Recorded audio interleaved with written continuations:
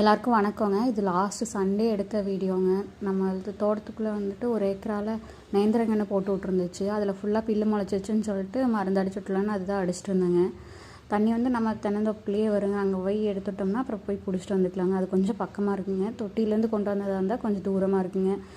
வந்து தண்ணியெல்லாம் கொண்டு வந்து வச்சுட்டு மருந்தெல்லாம் கலக்கி வச்சாங்கன்னா அப்புறம் மருந்து மூஞ்சதி கொண்டு போய் ஊற்றிட்டு வர வேண்டியதுதாங்க.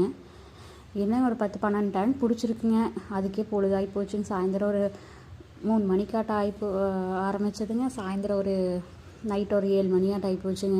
நம்மளுக்கே வேலை செய்யறதுக்கு மாயாதுங்க. நம்மளே மூடு வந்து எப்போயாவது ஒரு நாளைக்கு செய்யலாம், ஹெல்ப் பண்ணலாம் அப்படின்னு போனோம்னா அதை அப்படி பண்ணாத இப்படி பண்ணாத அப்படின்னு சொல்லி குத்தம் சொல்ல வேண்டியதுங்க. இப்போ பாருங்களேன், தண்ணி ஊற்றுவேங்க, விசையாக ஊற்றும் போது மெதுவாக ஊற்றுன்னு சொல்ல வேண்டியதுங்க. மெதுவாக ஊற்றுனா எதுக்கு இவ்வளோ மெதுவாக ஊற்றுற, இன்னும் கொஞ்சம் விசையாக தான் ஊற்றுறது அப்படின்னு சொல்லி சொல்கிறாங்க. என்ன தான் பண்ணுறதுங்க? பார்க்குறக்கு சொல்கிறக்கெல்லாம் ஈஸியாக தாங்க இருக்குது. இதை அடித்து பார்த்தா தோலெல்லாம் கலண்டு போயிருங்க.